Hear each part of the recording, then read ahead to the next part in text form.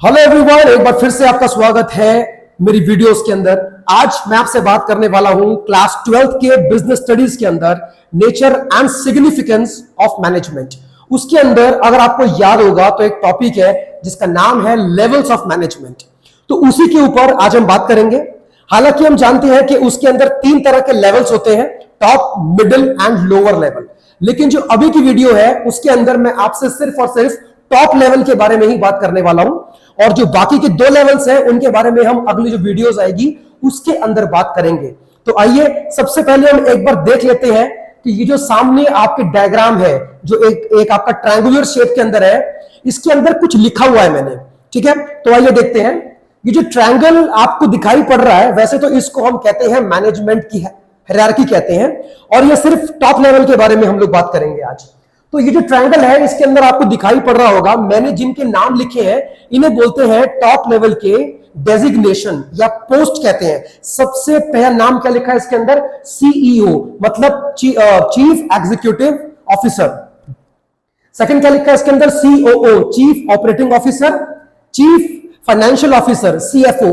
इसके बाद लिखा हुआ है कंपनी के चेयरमैन, सॉरी उसकी पहले है बीओडी, कंपनी के बोर्ड ऑफ डायरेक्टर्स।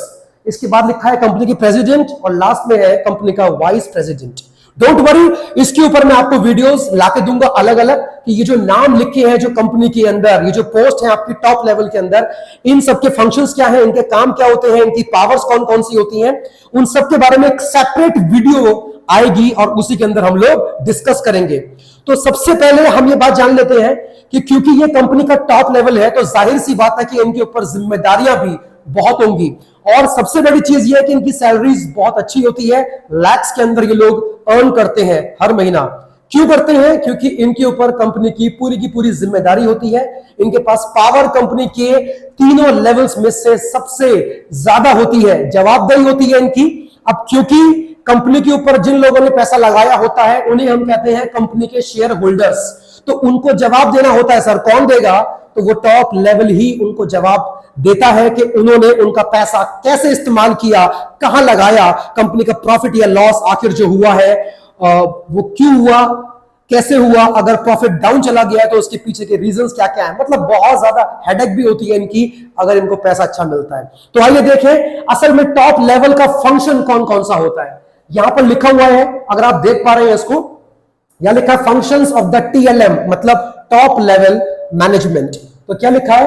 पहला फंक्शन लिखा है इसमें, creating and maintaining companies vision, मतलब कंपनी फ्यूचर में कहां जाएगी, कंपनी आखिर अपने मतलब पूरे लाइफ टाइम के अंदर ये कंपनी को हम कहां लेकर जाएंगे, उसका एक रोड मैप, उसका एक पाथवे इनको रेडी करना पड़ता है, क्योंकि आफ्टर ऑल कंपनी की पूरी जिम्मेदारी है इनके ऊपर। अगर हम इसके बाद देखते हैं तो लिखा हुआ है मैनेजिंग कंपनीज फाइनेंस। कंपनी बिना पैसों के चल नहीं सकती सर। कंपनी को रन करने के लिए, उसको मैनेज करने के लिए आपको प्रॉपर फाइनेंस, आपको प्रॉपर फंड चाहिए, पैसा चाहिए। तो वो पैसा भी कंपनी अरेंज कहां से करेगी, उसका भी जिम्मेदारी जो है वो टॉप लेवल के ऊपर होती है। इसके अलावा अगर हम देखिए लिखा हुआ है developing goals and plans to achieve them. अब कंपनी हर बार एक नया गोल अपना सेट करती है, क्योंकि एक गोल को अचीव करने के बाद कंपनी बैठ नहीं सकती। कंपनी को हर बार एक नया गोल अपने लिए सेट करना पड़ता है, और उस गोल को अचीव करने के लिए प्लानिंग कौन करेगा? यही टॉप लेवल है जो प्लानिंग करेगा कि हम गोल को किस तरह से अचीव कर सकते हैं। क्योंकि अगर कंपनी अपना गोल अचीव नहीं कर पाएगी तो सर जवाबदेही टॉप लेवल की बन जाती है सबको, चाहे वो कोई भी है। इवन गवर्नमेंट के भी टच में टॉप लेवल रहता है। कस्टमर को भी अगर सामान अच्छा कंपनी नहीं बेच पा रही है तो कस्टमर को भी जवाब टॉप लेवल देता है। सर वो लोग जिन्होंने कंपनी के ऊपर पैसा लगा रखा है, इन्वेस्टर्स जिन्हें हम कहते हैं शेयर होल्डर्स भी कहते हैं, उनको जवाब टॉप लेवल देता है। और ना जाने कितने स्टेक होल्डर्स, बैंक, सारे के सारे मतलब जो है कंपनी के टॉप लेवल से ही सवाल पूछते हैं। तो एक बहुत बड़ा काम है इनका। आइए देखें आगे क्या लिखा है। अगला पॉइंट क्या लिखा है? Communicating expectations to the share holders.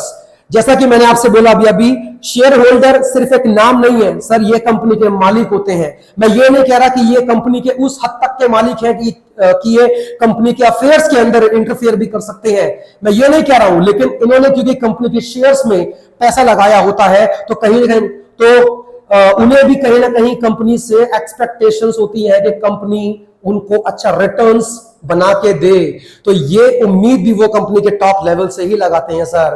तो इसीलिए इनकी जिम्मेदारी बन जाती है कि ये अपने शेयर होल्डर्स की एक्सपेक्टेशंस के ऊपर खरे उतरे। इसके बाद लिखा हुआ है maintaining the productive customers relations.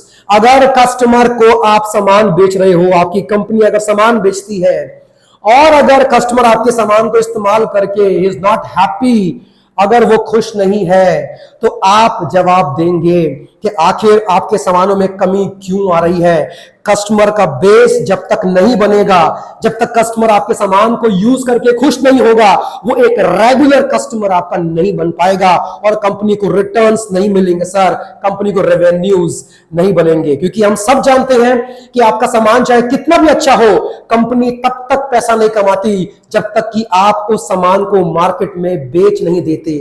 मैं बात कर रहा हूं सेल्स के बारे में। जी हां, तो कंपनी के टॉप लेवल के हालांकि फंक्शंस और भी होते हैं। अगर मैं यहां पे लिखने पर आऊं तो शायद पूरा का पूरा बोर्ड मेरा यहां छोटा पड़ सकता है, बट जैसा कि मैंने आपसे बोला, जितनी भी ये पोस्ट के नाम लिखे हैं, मुझे मालूम है कि आप इन सबके फंक्शंस जानना चाहते होंगे। क्यों? क्योंकि आपने आज तक इन सबके नाम सुने हैं, है ना। सीईओ, चीफ एग्जीक्यूटिव ऑफिसर, है ना, एक बहुत बड़ी पोस्ट है, इनफैक्ट कंपनी में हाईएस्ट पोस्ट होती है। इसका रोल क्या है ये जरूर आप जानना चाहेंगे। इसके अलावा क्या लिखा है? COO, chief operating officer. अगर आप अपनी बुक्स के अंदर चेक करें तो आपको सिर्फ इनके नाम लिखे हुए दिखाई पड़ेंगे, लेकिन ये काम क्या करते हैं, इनका कंपनी में रोल क्या है, इनको पैसा किस चीज का मिलता है, वो सब नहीं लिखा है आपकी बुक के अंदर। मैं डेफिनेटली अगली वीडियो इसी के ऊपर लेकर आऊंगा। फिर लिखा सीएफओ, चीफ फाइनेंशियल ऑफिसर, जैसा कि उसका नाम ही उसके मीनिंग को सिग्निफाई करता है, चीफ फाइनेंशियल, फाइनेंस से इसका ताल्लुक है सर। फिर लिखा है कंपनी का एमडी, मैनेजिंग आपका डायरेक्टर हम बोलते हैं इसको, इसका रोल क्या है वो भी हम देखेंगे। कंपनी का board of directors, BOD, company के चेयरमैन, कंपनी के प्रेसिडेंट, कंपनी का वाइस प्रेसिडेंट, और अगर इसके अलावा कोई और भी पोस्ट होती है तो वो भी मैं लिखूंगा। और अगली बार इंडिविजुअल टॉपिक्स के ऊपर, इंडिविजुअल पोस्ट के ऊपर अलग अलग आपको वीडियोस मिलेंगी, एंड डेफिनेटली उन वीडियोस के अंदर एंथुसियाज्म और मेरा पूरा का पूरा बेस्ट होगा। इसके बाद जो हम बात करेंगे वो अगले 2 लेवल्स की होगी, मिडिल एंड लोअर लेवल, और उसके अंदर हम ये बात को जानेंगे कि इनके भी अंदर जो पोस्ट होती हैं उनके भी रोल्स कौन कौन से हैं।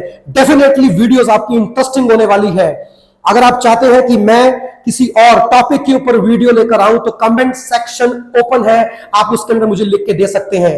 ध्यान रखिए अपना, मिलते हैं अगली क्लास के अंदर, मेरी अगली वीडियो के अंदर। अपना ख्याल रखिए। Thank you.